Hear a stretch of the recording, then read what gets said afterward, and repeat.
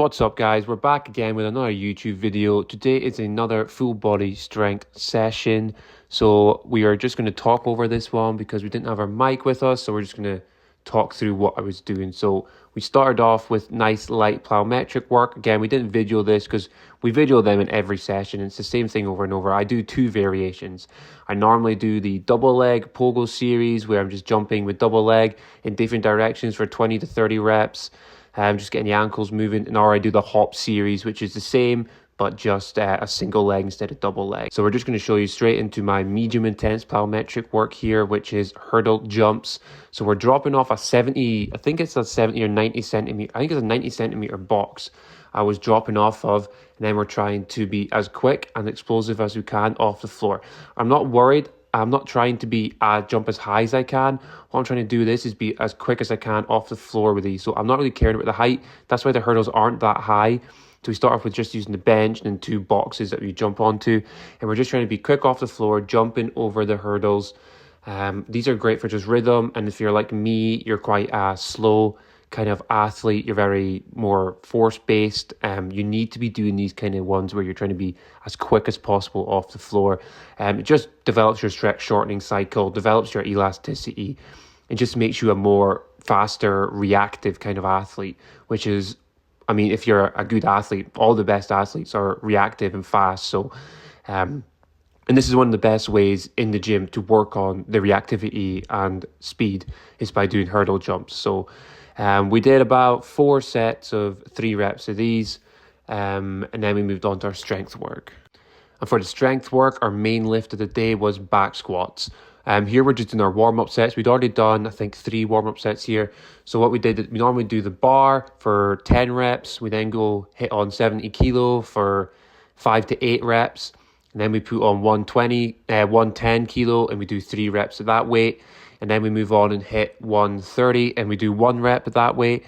And then we go hit a heavy single. Right now we're aiming to hit 150 normally. And then we take it from there. We see how the 150 feels. If it feels good, we normally go and try hit a PB or hit a little bit heavier. If the 150 doesn't feel amazing, then we will just go straight into our back off sets and just use that 150 as our main lift, as our heavy single. And this is a great way to do your training. It's like you kind of auto-regulate in your training while you're actually training. So doing like one heavy single, having a weight where that is your one heavy single. So for me, it's 150 right now.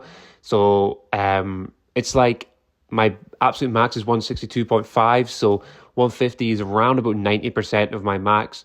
My aim is I always work up to 1 rep at that weight and then see how it feels again, as I said. And if it feels good, I will go for a PB weight or I will go heavier for a single. If it doesn't feel as good and I'm maybe not feeling like it was a tough rep, I will just go back and go straight into my back off sets. This is a great way for you to see if you can hit a PB, if you can't hit a PB. I think it's just a great way to auto-regulate your training while you're actually training. So if you see here, while I was doing these warm-up sets, they actually felt pretty good. The 130 moved really well. Oh no, it was actually 140 I did, not 130. So sorry, 140 it moved really, really well. So I thought, okay, well, I did my 150. Again, it felt pretty comfortable. So I was like, okay, that's time to go for a PB. So I whacked on 165 kilo, which is 2.5 kilo over my best. And I didn't make it. As you can see here, I managed to get up a little bit, but just couldn't push through the sticking point. So I had to bail out. At least I had the pins there so I could drop it off. But a little bit disappointing because the warm-up sets felt pretty good, but it is what it is. Not every session be able to go for a PB. I probably should have just stuck at a 150 and taken it, but I felt good, so I thought, why not? And that's how I do my training. I always work up to that heavy single, whether that's on bench press or back squat, whatever my main lift is for the day. See how it is. If it feels good, I go heavier. If it doesn't feel so good, I just go straight into my back off sets. And even if I fail, like I did today, it doesn't really bother me because I've still hit a good heavy single at 150, and I just go straight to my back off sets. And today, my back off sets were actually going to be 150 kilo anyway, because at the moment I'm in a max strength kind of phase and wanting to get stronger. So I was going to do 3 sets of 2 reps at 150 anyway. So here I am doing them now. So I just went into 3 sets of 2 reps at 150. The 3 sets felt pretty good. So it was a good session overall. And that's how I normally do my main lifts. I'll do 1 rep, as I said, a heavy single. If it feels comfortable, I'll go for a PB attempt or just a little bit heavier anyway.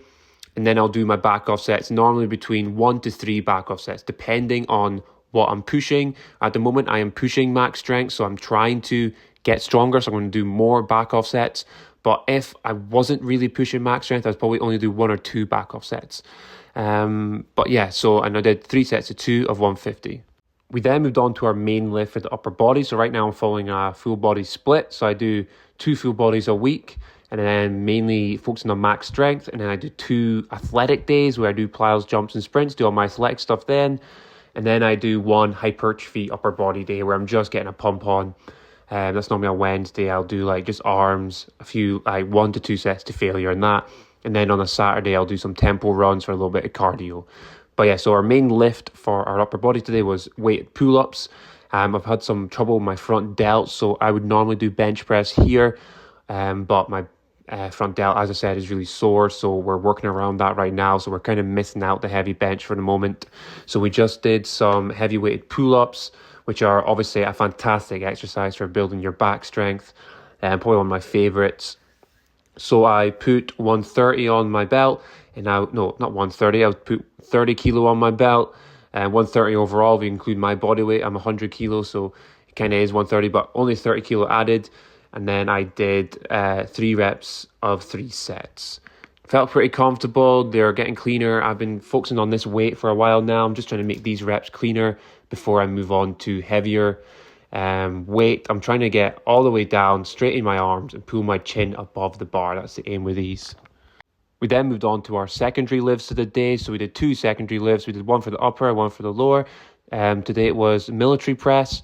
It's the only way I can really do pressing movement without it hurting my shoulder, is doing it above head, which is a bit weird because still military press works the delt a little bit, the front delt, but I didn't feel any pain there weight compared to bench press or dips. I normally do dips in this as well, but they were really hurting my front delt too. So we did military press instead, which, military press is a great exercise. It's one of the harder ones because you're obviously pushing the weight above your head. The weight's up further away from your body, which makes it a lot harder. But it's fantastic exercise. It needs to be done. If you want to have healthy, strong shoulders, you need to be doing some sort of overhead movement.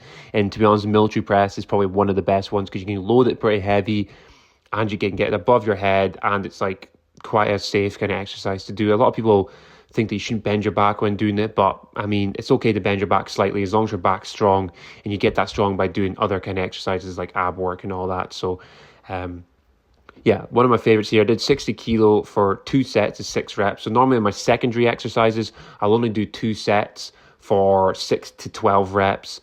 But on my main exercises, I normally do 4 to 3 sets on them. But secondary, as I said, only do 2 sets. So it's 2 sets of 6 reps here. Then we finished the session off with a tough exercise. It was Zercher lateral squats. Don't load these up too heavy. My aim is to get nice and low into these. So we just did 40 kilos for 2 sets of 12, 6 reps each leg. Just trying to grease the groove on your hips, get nice and low into that position. It's a great exercise for building strength at length in the hips, in the adductors.